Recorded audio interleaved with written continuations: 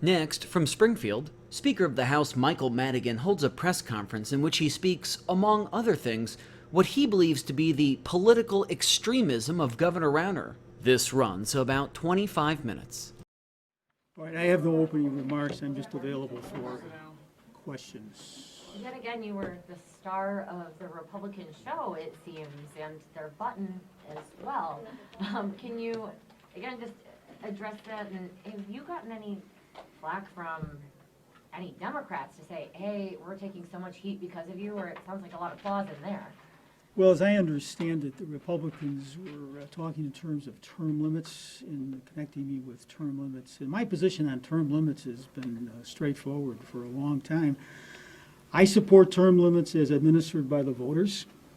We had a real good example of how term limits as administered by the voters happened in the last primary, where I was a candidate for renomination as a Democratic candidate for state representative.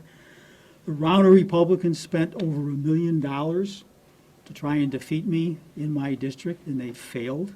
And so in my view, that's how term limits works when it's administered by the voters.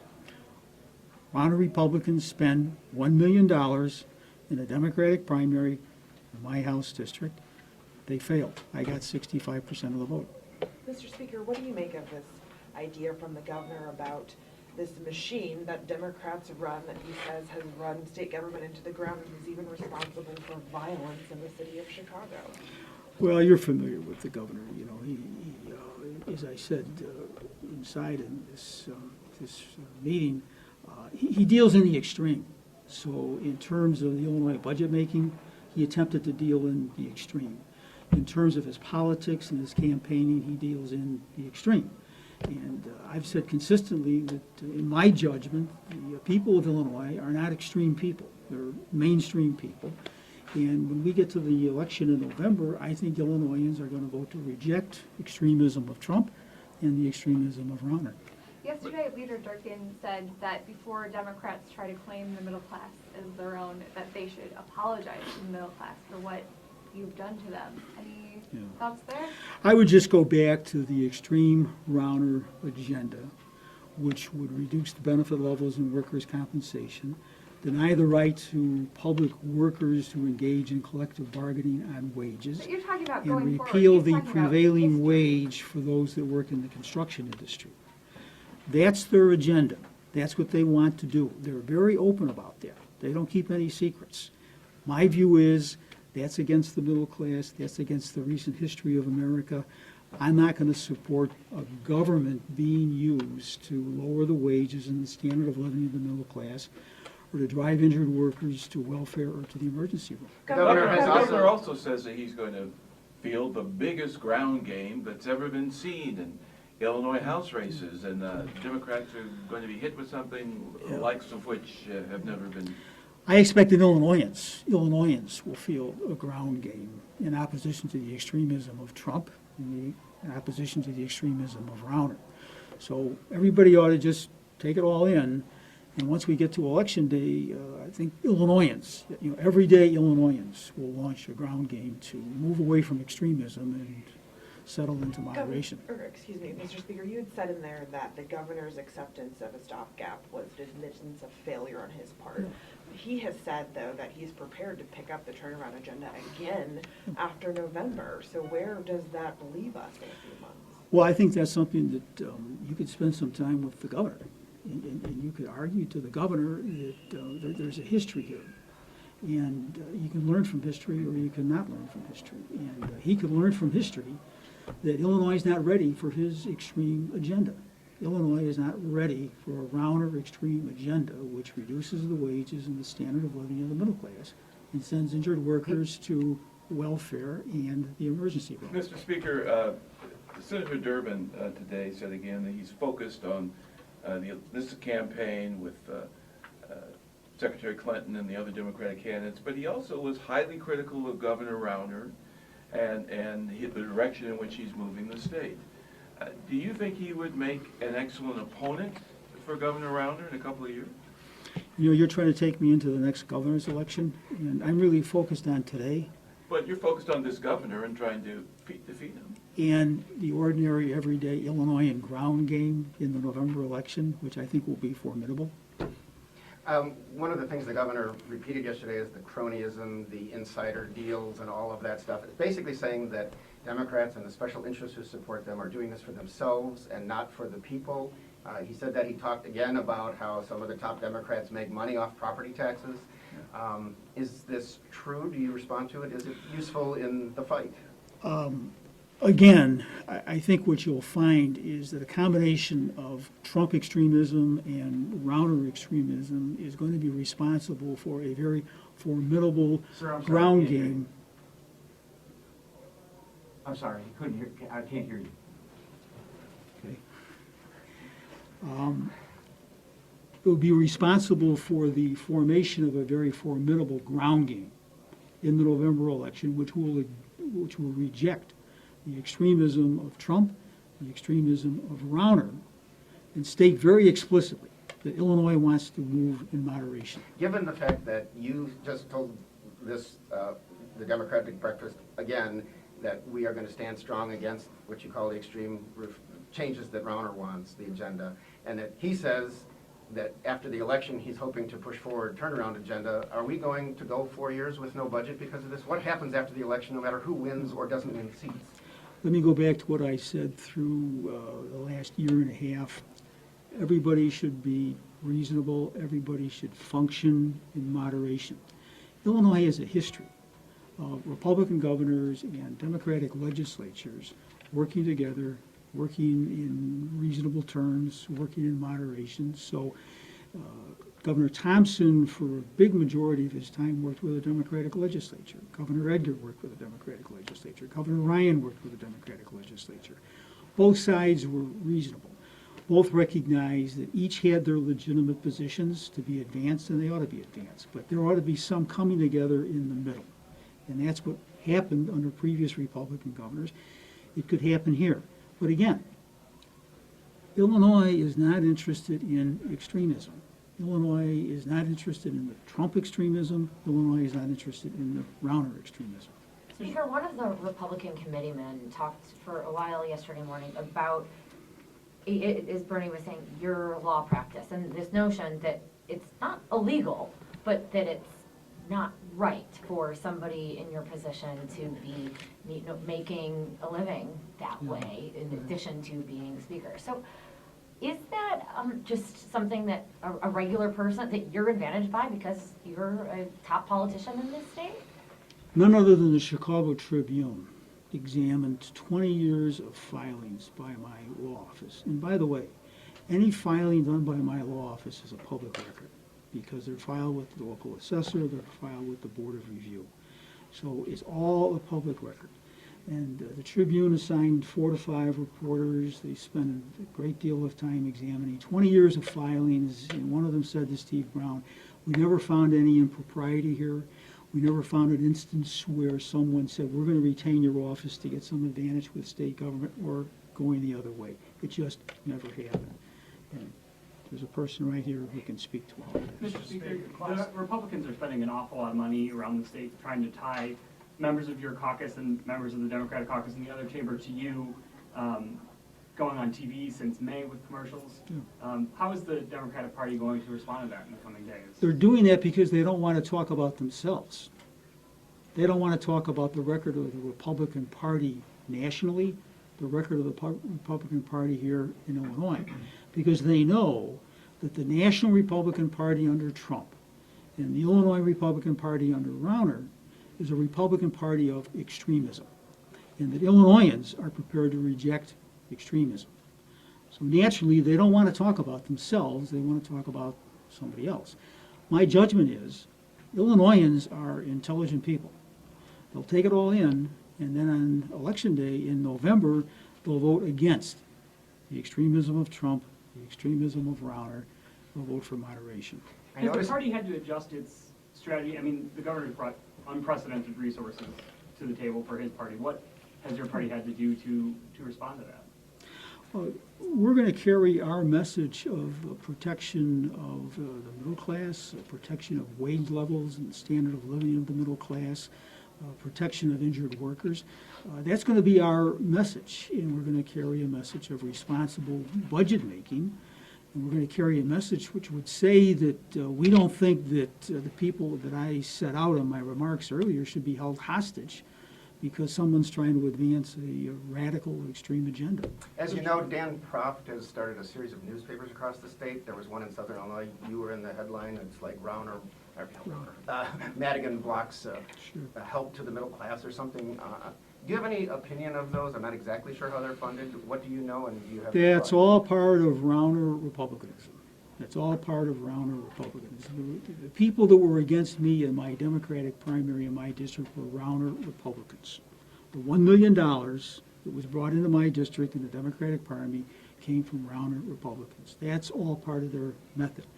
My judgment is they'll be rejected once the people get their chance to vote. Mr. Speaker, what's being done behind the scenes on a full budget or pension reform? Or do you expect to begin addressing that this fall with only 6 days? Discussions are ongoing. Who's involved in those? At my request, at the end of the session at the end of June, at my request, the governor has continued to have his working groups meet. And so they're meeting. They're talking about budget making. They're talking about other issues which are brought before the groups and where the governor has designated a working group to work in that particular area. Any cross-party leadership meetings? To the extent that people are participating in the working groups. Mr. Speaker, what was your reaction to Governor Rauner's veto message on the automatic voter registration last week? I would have liked to have been in the room when he told the Republican leaders that he was going to veto a bill that they supported. Do you, he talked about. But he's very practiced at that. That happens quite a bit, between he and the Republican leaders. Do you foresee an override either in November? If the Republicans have enough courage to stand on their conviction when they voted for the bill at initial passage.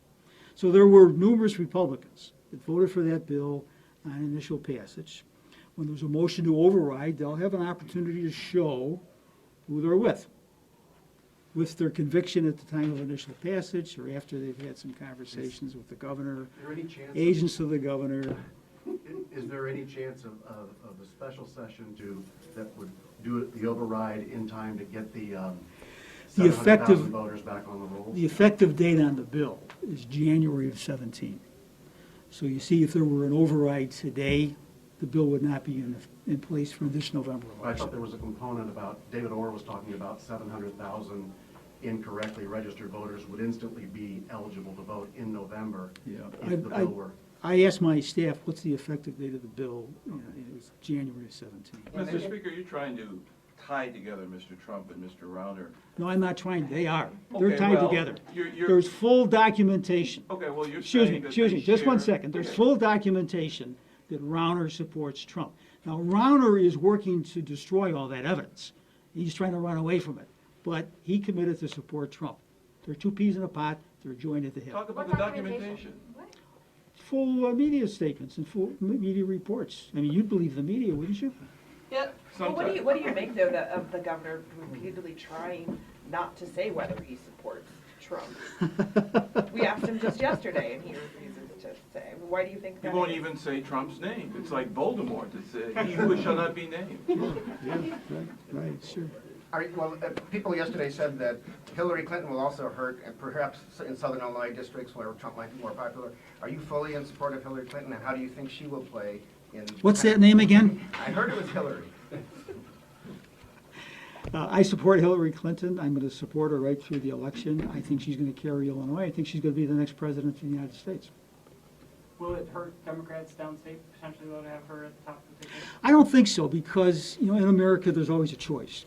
And so all Illinoisans, regardless of where they live, will have a choice between Hillary Clinton and the extremism of Donald Trump and Bruce Rauner. And I think given that choice, that Illinoisans all across the state are going to vote for Hillary Clinton and they're going to vote for the Democratic ticket. Mr. Speaker, you've been around a long time. You've defeated a lot of opponents. You seem to be taking a victory lap today. You have a positive posture about what's going to happen in November. Has Governor Rauner made you uncomfortable at all? And how have you changed since having him as governor as your main? It's How been has it very, changed you? it's been very interesting. It's been very interesting. It's been different, but it's very interesting. Governor, excuse me, Speaker, you've described the governor. The name is Rauner. I know. And extremism. That's what I was gonna say. You've described the governor as extreme so many times. Sure. And, but by your own logic, you know, isn't it kind of magical thinking to assume that he's gonna maybe one day turn into the Republican governors of the past that you talk about who've been able to work with a Democratic legislature? That's a decision to be made by Governor Rauner. In America, under the American Constitution and the state constitutions, we have divided government. And that's what we have in Illinois. The constitutions, in their own language, and then through the statutory supports and through court decisions, are very explicit that in this country, why there's expected to be a robust debate and a robust exchange of ideas. And then the people would say, in the end, having worked through that robust debate, there would be some coming together of the minds. And so that's the point that I would make. I don't want you to think, and clearly I've never said, that I wouldn't compromise on any of these issues. So the issues that I've set out, the extreme positions of Rauner, workers' compensation, collective bargaining, prevailing wage, I've never said that I'm not prepared to compromise. Both chambers of the legislature have passed bills which would change workers' compensation. The House passed a bill, the Senate passed a bill. The key feature in the House bill on workers' compensation is to provide that Illinois would join a majority of states in the nation and go toward rate regulation on the insurance companies that sell workers' compensation insurance. The majority of states in America provide for state regulation of the insurance companies that sell workers' compensation insurance. We have in hand studies which clearly show that the cost of workers' compensation in Illinois has come down since the reforms of 2011. So the costs have come down, but the rates for the coverage have not come down. The rates for the coverage are in the hands of the insurance companies. And so a key feature of the House bill would be to say, let's join a majority of the states and let's go to rate regulation on workers' compensation insurance companies. That's an example of where there could be a compromise. There could be an agreement. Speaker, the peak positivity probably on the last day of June, when you got the stopgap compromise. A lot of nice things were said for first time in a while on both sides of the aisle. Does this break for summer hurt momentum? What are you doing with your caucus or reaching across the aisle to maintain momentum leading into the fall? Our caucus is united. It's very well informed. They understand these issues. They understand that they're not prepared to use the Illinois government budget making as a hostage. They're not prepared to hold hostage people that need breast cancer screening, people that need prevention on child sexual assault, autism. They're not prepared to participate in that type of hostage taking. They're very clear. They're very clear about that. Is that an indication you're willing to go stopgap budget to stopgap budget for the next 2 years? You know, I wouldn't move in that direction. I think what you ought to focus on would be the positions that have been set out by both sides, the willingness of people to compromise, to come to an agreement, which clearly I'm prepared to do. That's the key. That's the key right there. What needs to happen for us to get a budget signed and passed and signed next year? Yesterday, What needs to happen? How do we get there? Let's start here. yesterday, the governor questioned the independence of the judiciary branch to decide fairly the fate of the remap amendment, and I'm wondering if you expect, if you have any predictions for how this is going to go. Number one, the Illinois Constitution provides for a three-part government. Very clear. So under the Illinois Constitution, there's an executive department, the governor, there's the legislative department, the legislature, there's the judicial department. And threw me off track. Sorry. Microphones. The Constitution's very clear that it's a three-part government, and it provides for an independent judiciary. I'm aware of the case. I don't plan to comment on the case because it's before the Supreme Court. One point I would make is that the plaintiffs in the case are minorities. and they are minorities who are complaining in their filings that the effect of the constitutional amendment would be to repeal the Illinois Voting Rights Act. Well, the Illinois Voting Rights Act provides minorities with certain rights in redistricting. And that constitutional amendment would revoke the rights given to the minorities in the Illinois Voting Rights Act. Mr. Speaker, Frank Montino is in a tough spot right now. What could you say in his support? I'm aware that there's 2 ongoing investigations of Mr. Montino, and my expectation is that at the end of the investigations, he'll be fully vindicated. But I mean, I don't know anything about the details of the but investigation. you supported him on a regular basis, and going forward, what would be your? Well, that's why I expect that he'll be fully vindicated. That's my expectation. Mr. Speaker, what do you say to the people who look at the fiscal state of Illinois and look at you as a person who's been around Illinois government for longer than pretty much anybody else and want to lay the blame for all of that at your feet? Mhm. Yeah. I would say that the number one problem facing the government of the state of Illinois is the budget deficit.